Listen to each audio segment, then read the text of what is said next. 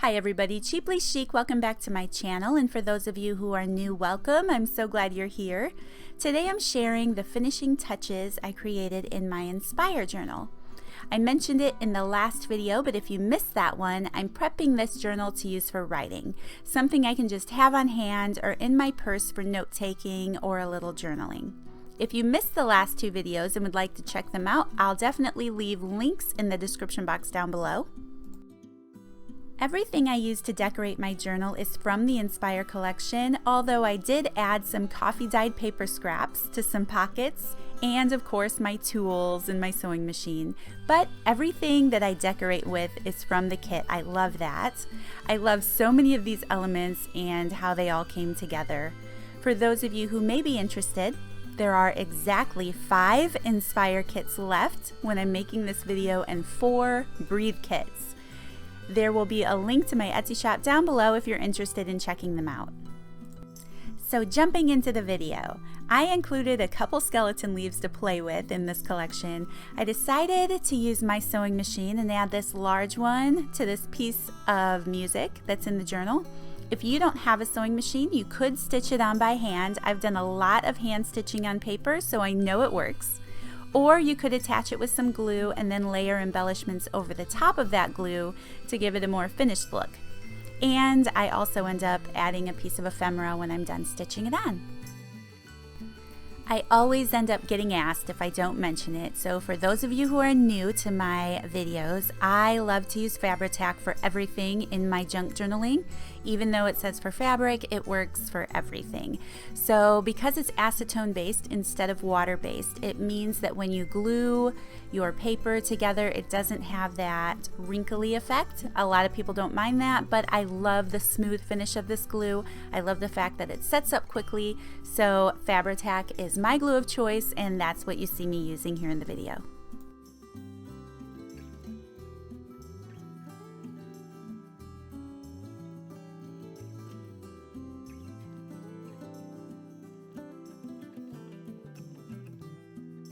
I've also shared these Tim Holtz stamps in my previous videos this month, but I will leave links for them down below in case you haven't seen them and you're interested.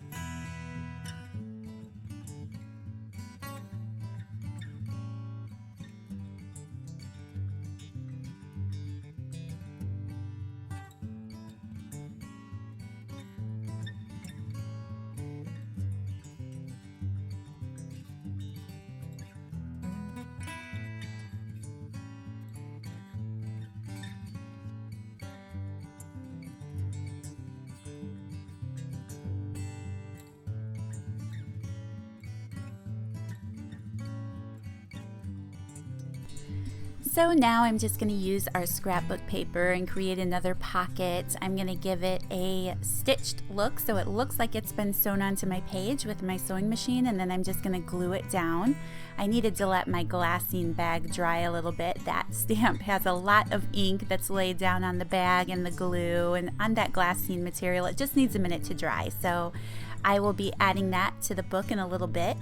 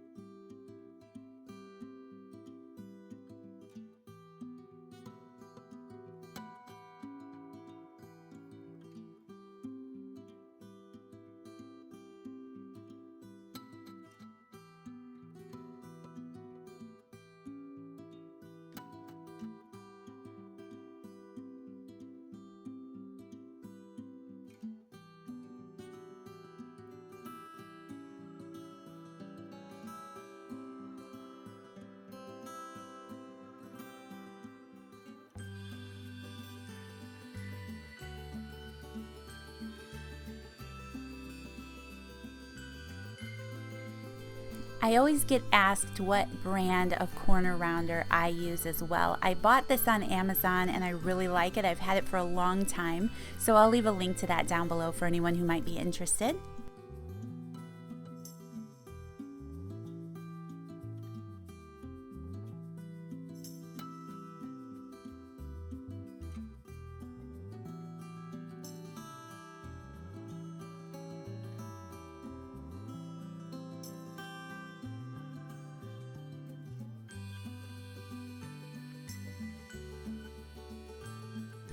I ended up having extra fibers left over from making my paper clips, so I'm adding them to the buttons. I love knotting thread through the buttons before gluing them down to make them look like they're attached.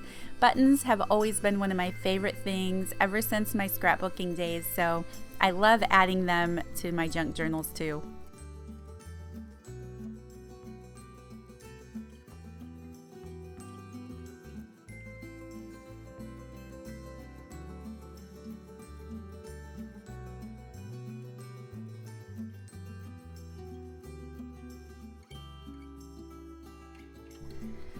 I know that I end up doing a lot of flipping back and forth through this journal, but I am just adding the finishing touches. I love the fact that there is enough items in this kit to complete the journal and really have a nice full journal.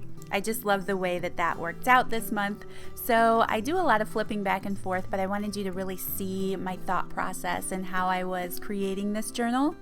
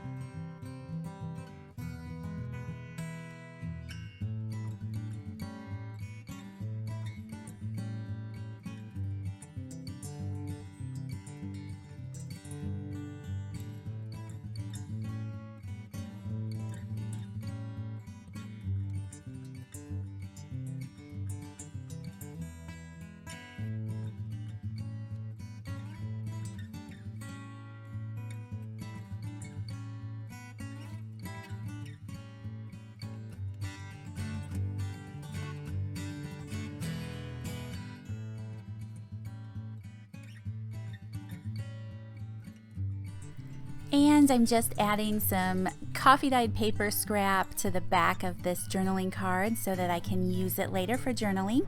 I'm going to use a couple random leaf stamps that I have in my stash to just give it a finished look.